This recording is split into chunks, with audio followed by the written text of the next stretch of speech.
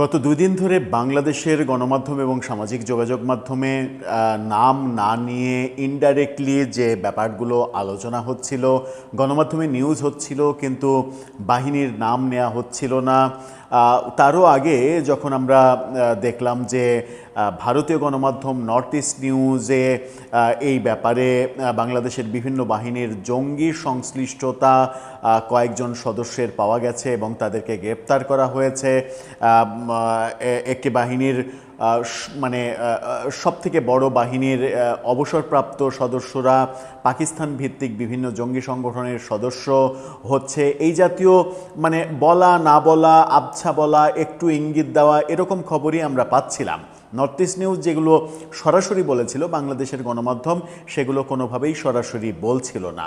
অতঃপর আমরা দেখলাম যে প্রচণ্ড সাহসিকতার পরিচয় দিচ্ছে বাংলাদেশের নতুন পত্রিকা ডেইলি টাইমস ভয়ঙ্কর একটা প্রতিবেদন তৈরি করেছে এবং সেটা তারা আইএসপিআরের সঙ্গে কথা বলেছে, বিভিন্ন গোয়েন্দা সংস্থার সঙ্গে কথা বলে তারা বলছে যে মানে নর্থ ইস্ট নিউজের দেয়া সেই খবরের সত্যতা রয়েছে এবং সেই সত্যতার ভেতরের সত্য তারা বের করে আনার চেষ্টা করেছে। তারা বলছে যে বিমান বাহিনীর কিছু মানে বেপথে চলে যাওয়া কিছু সদস্য যারা পাকিস্তানি জঙ্গি গোষ্ঠীর সঙ্গে সংশ্লিষ্ট হয়েছে, তাদের সঙ্গে থাকা একজন ইমামের পাল্লায় পড়ে তারা এই কাজগুলো করেছে এবং তাদেরকে গ্রেপ্তার করা হয়েছে এবং ইনভেস্টিগেশনে নানা ধরনের চাঞ্চল্যকর তথ্য উঠে এসেছে। পাকিস্তানে একাধিক জঙ্গি গোষ্ঠীর সঙ্গে জড়িত হওয়ার জন্য অন্তত 4 জন বাংলাদেশি যুবক নিহত হওয়ার ঘটনা ঘটেছে, একাধিক ব্যক্তির গ্রেপ্তার হওয়ার ঘটনা ঘটেছে যারা কিনা বাংলাদেশের এই বিমান বাহিনীর সদস্য, এরকম তথ্য এই ডেইলি টাইমস দিচ্ছে। ভয়ঙ্কর ব্যাপার। এটা শুধু ভয়ঙ্কর ব্যাপারই না, প্রফেসর ইউনূসের আমলের ঘটনা। মূলত বলা হচ্ছে যে কিছু সদস্য 2 মাসেরও বেশি সময় ধরে মানে কর্মক্ষেত্রে না আসা, তাদেরকে না দেখা, এই ব্যাপারগুলো থেকেই সন্দেহগুলো তৈরি হয়েছে। প্রফেসর ইউনূস সরকার মানে এই দেশে মানে ক্ষমতায় আসার পরে জেলখানা থেকে সমস্ত জঙ্গিকে মুক্ত করে দিয়েছে এবং এই দেশকে জঙ্গির একটা আস্তানা বানিয়েছে এবং তারা কথায় কথায় বাংলাদেশে কোনো জঙ্গি নেই, জঙ্গি নিয়ে শেখ হাসিনা ফালতু নাটক করেছে, শেখ হাসিনা জঙ্গি সাজিয়ে ধর্মভিত্তিক দলগুলোকে শায়েস্তা করেছে, আদতে বাংলাদেশে কোনো জঙ্গি নেই, এই বয়ান প্রতিষ্ঠিত করে বাংলাদেশকে জঙ্গিবাদের স্বর্গরাজ্য বানিয়ে গেছে। তার কুফল এখন নতুন সরকারকে বহন করতে হচ্ছে। প্রফেসর ইউনূস এই দেশটাকে একেবারে তালেবানের মতো মানে একেবারে ধ্বংসের শেষ প্রান্তে নিয়ে যাওয়ার যে চেষ্টা করেছিল, তাদের 1.5 বছরের শাসনকাল যদি 5 বছর দীর্ঘায়িত হতো তাহলে এই দেশটাকে খুঁজে পাওয়াটা আমাদের জন্য অনেক বড় কঠিন চ্যালেঞ্জের ব্যাপার হতে পারত। চলুন একটু জেনে দেখি বাংলাদেশের গণমাধ্যম ডেইলি টাইমস তারা কি বলছে, ভারতীয় গণমাধ্যম নর্থ ইস্ট নিউজ নতুন কি তথ্য দিচ্ছে এই ব্যাপারে, যেগুলো জানার পরে আপনারও গা শিউরে উঠতে পারে। থাকবেন পলিটিক্স টিভির নিয়মিত আয়োজনে।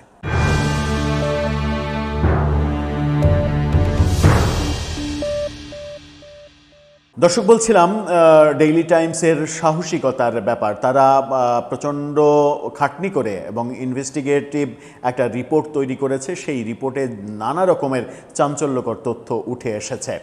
তাদের শিরোনামটা দেখে নিন। তারা বলছে জঙ্গি সংশ্লিষ্টতায় বিমান বাহিনীর স্কোয়াড্রন লিডার সহ আটক 26 জনকে আটক করা হয়েছে। যে খবরটা নর্থ ইস্ট নিউজ কয়েকদিন আগেই দিয়েছিল, সেই খবর বাংলাদেশের গণমাধ্যম অবশেষে স্বীকার করে সেই ব্যাপারে বিস্তারিত ভেতরের খবর তুলে এনেছে। সেখানে বলা হচ্ছে নিষিদ্ধ জঙ্গি সংগঠন তেহরিকে তালেবান পাকিস্তানের টিটিপি আস্তানায় চট্টগ্রামের বিমান বাহিনী ঘাঁটি থেকে নিখোঁজ একজন ওয়ারেন্ট অফিসারের সন্ধান পাওয়া গেছে। এই চাঞ্চল্যকর তথ্যের পর বিমান বাহিনীর অভ্যন্তরে উগ্রবাদী সংশ্লিষ্টতা খতিয়ে দেখতে শুরু করা হয়েছে ব্যাপক তদন্ত।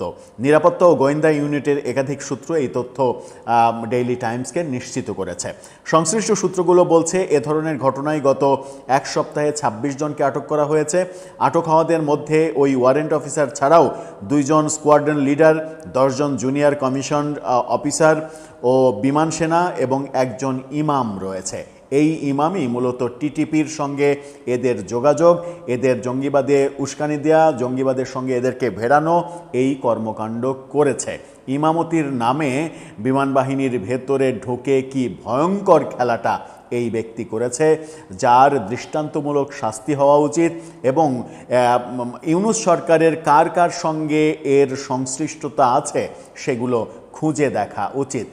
বিভিন্ন গণমাধ্যম বিভিন্ন সময় বলার চেষ্টা করেছে, এমনকি নর্থ ইস্ট নিউজেও বলার চেষ্টা করেছে, আমি নামটা মেনশন করতে চাই না, বলেছে ইউনূস সরকারের খুবই ক্ষমতাধর একজন আমলা পুরো এই নেটওয়ার্কের নিয়ন্ত্রণ চালাতো এবং তার হাতে সেই নিয়ন্ত্রণ ছিল।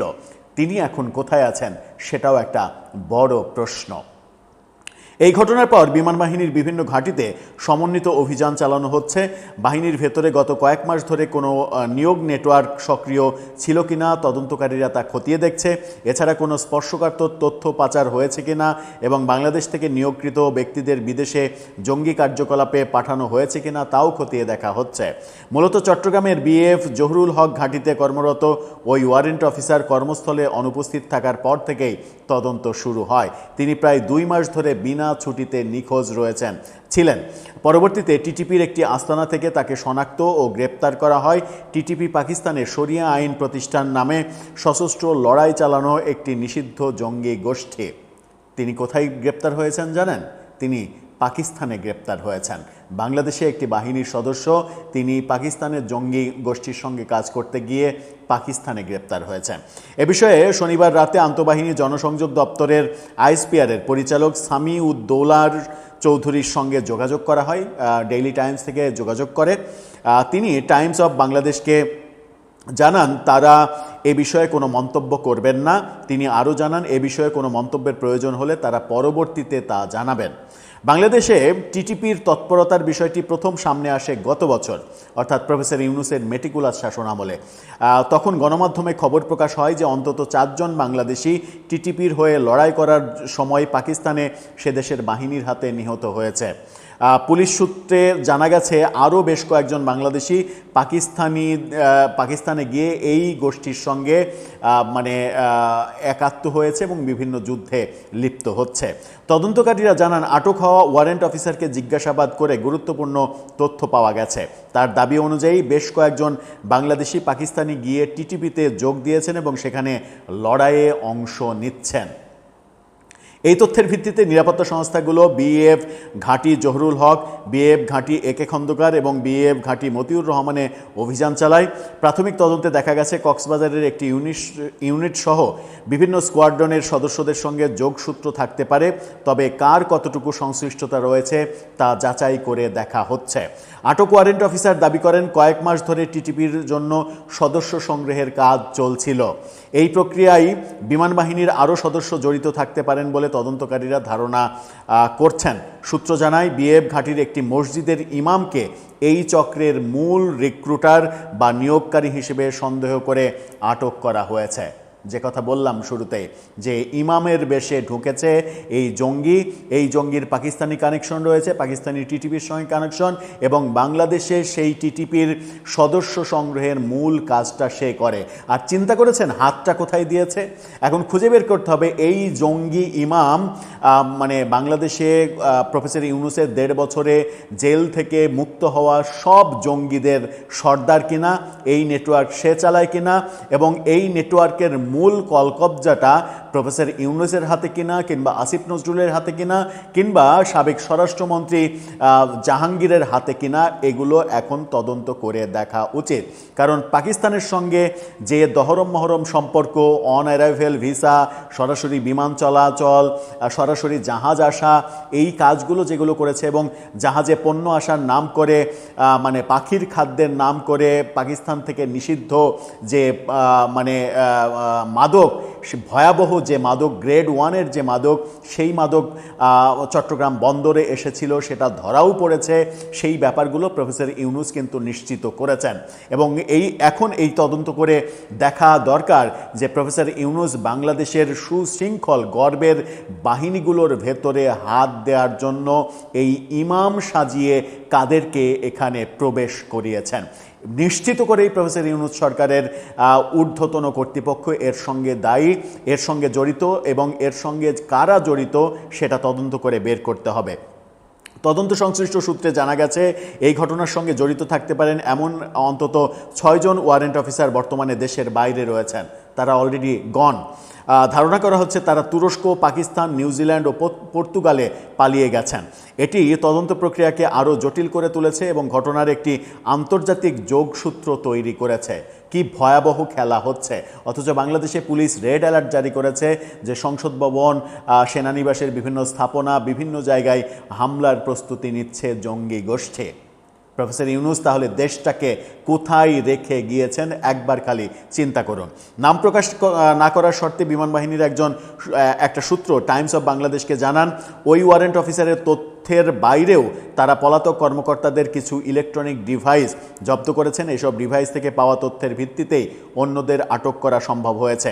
কক্সবাজার উখিয়া এলাকায় একটি প্রশিক্ষণ কেন্দ্র স্থাপনের চেষ্টার ইঙ্গিত পাওয়ার পর গোয়েন্দা নজরদারি বাড়ানো হয়েছে। কর্মকর্তারা এই পরিস্থিতিকে গুরুতর অভ্যন্তরীণ নিরাপত্তা উদ্বেগ হিসেবে বর্ণনা করেছেন। কর্তৃপক্ষ জানায় বর্তমানে সকল স্থাপনায় কঠোর নজরদারি দেয়া হয়েছে। টিটিপির হয়ে লড়াই করা বাংলাদেশিরা কারা, অর্থাৎ পাকিস্তানের এই জঙ্গি গোষ্ঠীর হয়ে লড়াই করা বাংলাদেশি সদস্যরা কারা, সেই তথ্য দিচ্ছে গণমাধ্যম। সেখানে বলছে ভয়ঙ্কর কি তথ্য দেখুন, গত ডিসেম্বরে পাকিস্তান ও বাংলাদেশের সংবাদ মাধ্যমে টিটিপির হয়ে যুদ্ধ করতে গিয়ে অন্তত 4 জন বাংলাদেশির মৃত্যুর খবর পাওয়া যায়। নিহতদের মধ্যে ফয়সাল হোসেন, মাত্র 22 বছর বয়স, জুবায়ের আহমেদ, তার বয়সও 22, রতন ঢালি, তার বয়স 29, এই 3 জনকে শনাক্ত করা যায়, বাকি একজনকে শনাক্ত করা যায়নি। পাকিস্তানের ইংরেজি দৈনিক ডন পরিবারের সদস্য এবং ডিএমপির counter terrorism and transnational crime ইউনিটের বিশেষজ্ঞদের উদ্ধৃতি দিয়ে জানায়, ফয়সাল 2025 সালের 26 সেপ্টেম্বর খাইবার পাখতুনখোয়ার কারাক জেলার পাকিস্তানি বাহিনীর অভিযানে নিহত হয়। জুবায়ের 2025 সালের এপ্রিলে নিহত হয় বলে ধারণা করা হয়। রতন ঢালির পরিণতি সম্পর্কে এখনও নিশ্চিত হওয়া যায়নি। সিটিটিসির কর্মকর্তাদের মতে প্রায় 3 থেকে 4 ডজন বাংলাদেশি নিষিদ্ধ এই জঙ্গি সংগঠনের হয়ে লড়াই করতে পাকিস্তানে গেছে। 3 থেকে 4 ডজন, তার মানে গোয়েন্দা সংস্থার কাছেই অলরেডি তথ্য রয়েছে যে 50 জন অলরেডি গেছে এই মানে জঙ্গি সংগঠনে অংশ নিতে। এই তথ্য যখন টাইমস অফ বাংলাদেশ বলছে, তখন ভারতীয় গণমাধ্যম মানে নর্থ ইস্ট নিউজ, যারা এই তথ্যটা প্রথম ওপেন করেছিল, তখন আমরা ভারতীয় গণমাধ্যমের প্রোপাগান্ডা হিসেবে ভাবছিলাম কিংবা আমাদের মনে হচ্ছিল। তারা এবার আবার নতুন তথ্য দিচ্ছে, তাদের শিরোনামটা দেখে নিন। তারা বলছে Bangladesh air force JCO from Chittagong Air Base recruit by Tehrik-e-Taliban Pakistan 2 months ago. 2 মাস আগে চট্টগ্রাম বিমান ঘাঁটির বাংলাদেশ বিমান বাহিনীর JCO তেহরিক-e-তালেবান পাকিস্তানে নিয়োগপ্রাপ্ত হন। 2 মাস আগে নিয়োগ প্রাপ্ত হয়। টিটিপির একজন প্রধান নিয়োগকারী হওয়ার অভিযোগে চট্টগ্রামের জহুরুল হক বিমান ঘাঁটির মসজিদের ইমামকে বাংলাদেশের সামরিক কর্তৃপক্ষ গ্রেপ্তারও করেছে। তারাও এই তথ্যটা দিচ্ছে। চট্টগ্রামের জহুরুল হক বিমান ঘাঁটিতে কর্মরত বাংলাদেশ বিমান বাহিনীর একজন ওয়ারেন্ট অফিসার, যিনি 2 মাস আগে বিনা অনুমতিতে অনুপস্থিত ছিলেন, তাকে পাকিস্তানের উত্তর পশ্চিম প্রদেশে তেহরিক-e-তালেবান পাকিস্তানের একটি গোপন আস্তানা থেকে শনাক্ত করে সেখানে গ্রেপ্তার করা হয়। যে কথাটা প্রথমের দিকে বলছিলাম যে গ্রেপ্তার হয়েছে কোথায় জানেন? গ্রেপ্তার হয়েছে পাকিস্তানে। পাকিস্তানি সেনা কর্মকর্তা এবং গোয়েন্দা ও পুলিশ কর্মকর্তাদের জিজ্ঞাসাবাদের মুখে ওয়ারেন্ট অফিসারটি ভেঙে পড়েন। তার দেওয়া তথ্যের ফলে শুধু গত কয়েক মাস ধরে চলা টিটিপির নিয়োগ কার্যক্রমের বিশদ বিবরণই নয়, বরং অন্যান্য BAF কর্মকর্তাদের সাথে সংগঠনটির যোগসূত্র সম্পর্কেও তথ্য সে ফাঁস করে দেয়। পাকিস্তানি কর্তৃপক্ষ একজন ওয়ারেন্ট অফিসারের কার্যকলাপ সম্পর্কে বাংলাদেশি কর্মকর্তাদের অবহিত করার পর বিএএফ সদস্যদের মধ্যে টিটিপি নেটওয়ার্ক সম্পর্কিত তথ্য ছড়িয়ে পড়ে। এর ফলে টিটিপিতে ইতিমধ্যে নিয়োগপ্রাপ্ত আরও অন্তত 6 জন ওয়ারেন্ট অফিসার তুরস্ক, পাকিস্তান, নিউজিল্যান্ড ও পর্তুগালে পালিয়ে যান, যে তথ্যটা টাইমস অফ বাংলাদেশও দিয়েছে। তার মানে এই তথ্যের কোনো গড়মিল নেই, তথ্যগুলো একই, এবং এই তথ্যগুলো যদি সত্য হয় মানে এখন আর মিথ্যা ভাবার কোনো কারণ নেই, যেহেতু বাংলাদেশের গণমাধ্যম খুবই দায়িত্বশীলের মতো তারা আইএসপিআরের সঙ্গে কথা বলেছে, যথাযথ কর্তৃপক্ষের সঙ্গে কথা বলেছে, কথা বলে ভেতরের তথ্য বের করেছে, বের করে এই খবরটা জানাচ্ছে। এই খবর মানে এটা না যে আপনি ইচ্ছা করলেই বাংলাদেশের কোনো বাহিনীকে দোষারোপ করতে পারেন। এই খবর মানে এটা যে বাংলাদেশের গর্বের মানে স্বাধীনতা এবং সার্বভৌমত্ব রক্ষার দায়িত্বের বাহিনীগুলোকে কলঙ্কিত করা, তাদেরকে বিতর্কিত করা, তাদের সুনাম নষ্ট করার জন্য প্রফেসর ইউনূস সরকার ডিপ স্টেটের ষড়যন্ত্রে একটা মেটিকুলাস ডিজাইন করেছিল, যে ডিজাইনে আমরা শেখ হাসিনা পতনের পরে জেলখানা থেকে সমস্ত জঙ্গি, আসামি, সাম্প্রদায়িক শক্তি সবাইকে মুক্তি দেওয়ার মানে ঘটনা আমরা দেখেছি। মানে বড় বড় জঙ্গি, বড় বড় সন্ত্রাসী, মানে যাবজ্জীবন প্রাপ্ত সন্ত্রাসী, মৃত্যুদণ্ডপ্রাপ্ত সন্ত্রাসী, তাদের সবাইকে ছেড়ে দিয়েছে প্রফেসর ইউনূস, এবং ছেড়ে দিয়ে এদেশে জঙ্গিবাদের কোনো অস্তিত্ব নেই সেই বয়ান প্রতিষ্ঠিত করার চেষ্টা করেছে, এবং বলেছে যে শেখ হাসিনা জঙ্গিবাদের ইস্যু সাজিয়ে ধর্মভিত্তিক রাজনৈতিক দলগুলোকে কোণঠাসা এবং শায়েস্তা করেছে। আদতে বাংলাদেশে জঙ্গি বলে কিছু নেই। এই বাণী একদিকে দিয়ে আর একদিকে জঙ্গিদের বিভিন্ন জায়গায় কাজে লাগিয়ে বাংলাদেশটাকে ধ্বংস করার ষড়যন্ত্র করেছে। যে খবর এসেছে পুলিশ বাহিনীর গোপন নথিতে যে জাতীয় সংসদ সহ বিভিন্ন স্থাপনায় হামলার পরিকল্পনা করছে জঙ্গি গোষ্ঠী, বাংলাদেশে যদি জঙ্গি নাই থাকবে এই হামলার হুমকি কারা দিচ্ছে? প্রফেসর ইউনূস, যিনি এখন এসএসএফ নিরাপত্তায় দিনকাল অতিবাহিত করছেন, তার তো নিরাপত্তার কোনো শঙ্কা নেই, কিন্তু আমরা যারা সাধারণ মানুষ মানে খেটে খেয়ে জীবিকা নির্বাহ করি, তাদের তো প্রয়োজনীয় অপ্রয়োজনীয় সব জায়গায় যেতে হয়। আমাদের নিরাপত্তা কোথায়? আপনি না এসএসএফ নিরাপত্তার মধ্যে রয়েছেন, আমাদের জীবনের কি এতটুকু মূল্য নেই? দর্শক, আপনার কাছে সেই প্রশ্ন, উত্তর জানিয়ে লিখতে পারেন আমাদের কমেন্ট বক্সে।